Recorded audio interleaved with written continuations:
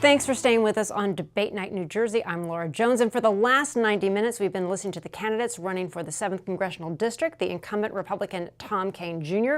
being challenged by Republican Sue Altman. Our panelists have stuck around to give their thoughts on this debate.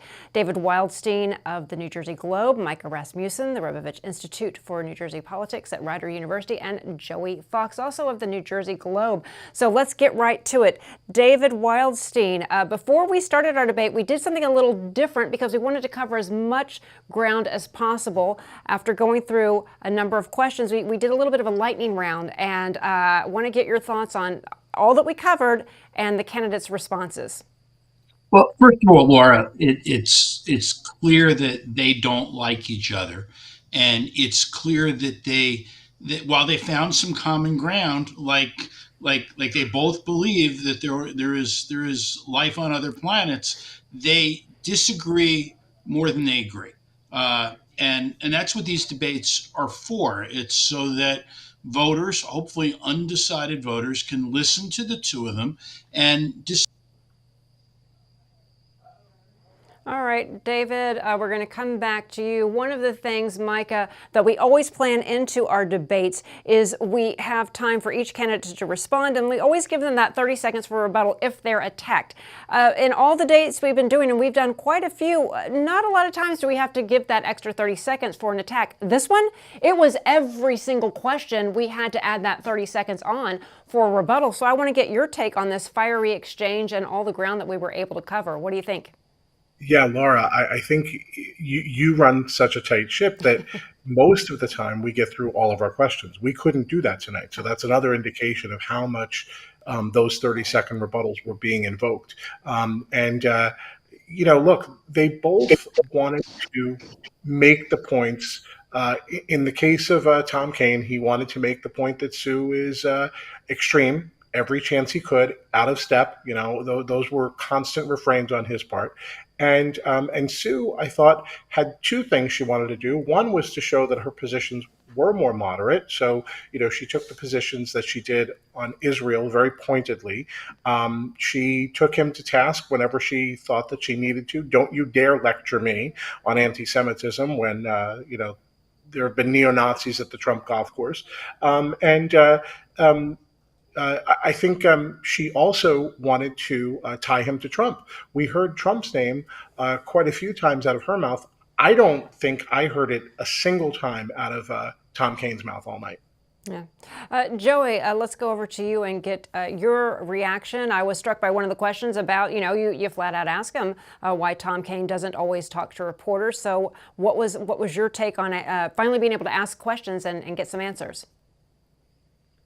I think that, I imagine that anybody who is following this race closely was not overly surprised by any of the answers tonight. I think that Sue Altman has been, very out and vocal about, what her positions are. When Congressman Kean declined my request for an interview, I actually gave it to Sue Altman instead. And we talked about some of the same issues. And we talked about, her past as an activist and the ways that she has either evolved or sort of moved away from her former group on Israel and on the police and things like that. So I think that you saw that kind of coming out in full force here. And I think that you saw that she was, she's a first-time candidate. She is, to my knowledge, this was her first debate ever outside of, whatever, college debates or something.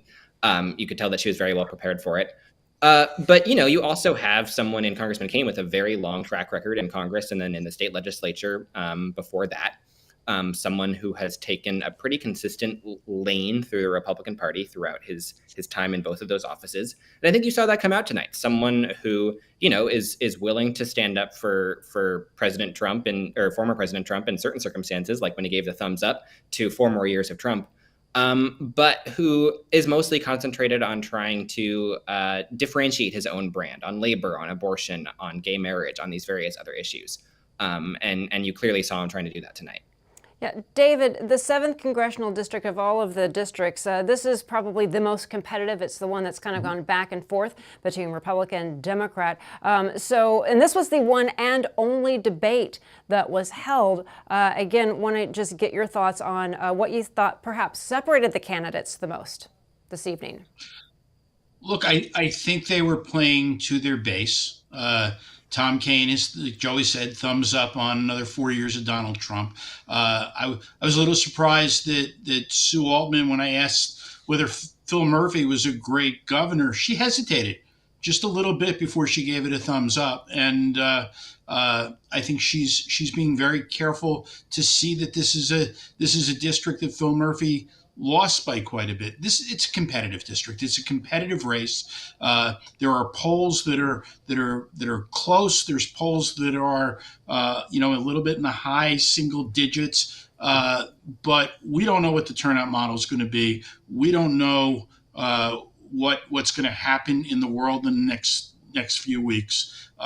This is a race that America ought to just keep an eye on. And I'll tell you this: this is two good candidates. Kaine is, debates are not his strongest suit, but he is the best I've ever seen at not getting rattled, not going off message, not saying anything that he might regret saying.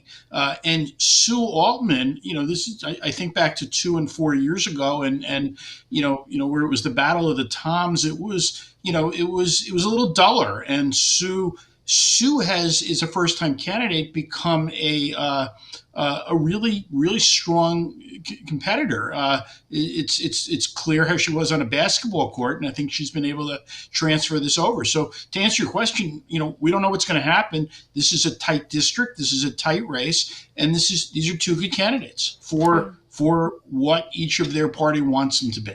Yeah, Micah, you've go ahead, Micah. I was going to say, No, you go ahead. Yeah, well, I mean, you've worked for Jim McGreevey. You worked in crisis communication. You've helped get people ready for debates. Again, you were seeing two different deliveries, but content-wise, how would you say that both of them were able to deliver their messages? Again, even though they had different styles of delivery. Yeah. So one of the moments that I think was the most pointed of the evening is when Sue pressed Tom Kaine on whether or not he supported mass deportations after I'd asked that question, and there was dead silence for 30 seconds, 45 seconds. That takes a lot of discipline on both of their parts not to fill that space. And I think it gets to what David just said. In Kaine's part, he was not going to be rattled. On her part, she was going to do everything she could to keep him on the spot. And so I think both were loaded for bear. Both were ready in different ways. Kaine in his lower key approach, but also making all the points that he wanted to make, not really conceding. There were other moments that I think she was able to get the better of him, not having a national minimum wage over $7.25. That's a little bit of a harsh answer, honestly, in New Jersey. And so I think she held him to account on everything. She conceded nothing. Yeah. Joey, there were a couple times that you were pressing the candidates. You wanted to get an answer. I think one of the questions that neither of them ultimately answered was about the living wage. You did get them, as Micah was talking about, on the minimum wage. But, you really, we really thought this through and wanted to make sure that we provided the viewers with as much information and really held the candidates as close as we could to the fire to ensure that they answered that question. So was there anything that you were left feeling like, no, they didn't do that, or I wish they would have, or they really just kind of avoided that? I mean, as moderators, we always wish that the candidates would give more specific and less talking point heavy answers. So one thing that I noticed when I asked my question about development in the 7th district, both of them eventually did get to the point about, whether they think that they should restrict development or whatever. But it took them each about 45 seconds of talking about how beautiful the 7th district was, and how, Sue Altman was talking about development in New York City, and, it's all this stuff. So I don't think that there was any issue, or at least obviously we weren't able to get to all of our issues. Candidly, we had many questions that didn't even make it into the debate because there was so much back and forth during the debate. So if you were watching and thinking, why the hell didn't they bring that up? It's why. Yeah, right. We wanted to make sure that there was an actual back and forth. We wanted to make sure that on the questions that they gave kind of a squeamish answer, we wanted to make sure that they actually got hit with it. But so there will always be things that we wish we could have gotten to and that we wish we could have pressed on. But I think that for the most part, a lot of the questions that voters might most pressingly have, the candidates did ultimately provide an answer in one direction or another, especially on the thumbs up round, which, there's no hiding from a thumbs up or a thumbs down. Yeah, and that was David's idea to do the. I'm gonna go back to David on that. The thumbs up, thumbs down. There was a little bit of concern, perhaps from some people going into this, because that wasn't something that we have done in the past. Lightning round of questions. So let me get your final thoughts on that. I'll get each of you final thoughts as we wrap up our post-show debate questions. Laura, my final thought is we extended our debates this cycle from 60 minutes to 90 minutes. And despite that, we can't get anywhere near as close to asking all the questions we'd like to ask. And maybe there's not enough debates between candidates, whether it's U.S. Senate or Congress, and certainly not at the local level. So I'm glad we got to do a few things that didn't require a long amount of time going back and forth. I think we saw more agreement on those thumbs up, thumbs down than we did in any other part of the debate. And I actually was I was keeping track of those, and I think there were just three or four that they disagreed on, and you got to a lot of them.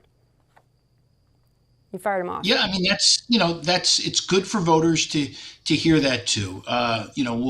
We'll talk after these debates are over when we sit and digest how we did this cycle and how much time we really need to for voters to get in the balance between how much time do we really need to answer questions. We could have gone on for hours and asked lots of important questions, but voters don't want to hear us for hours. Maybe they want to hear Joey and Micah. They sure don't want to hear me.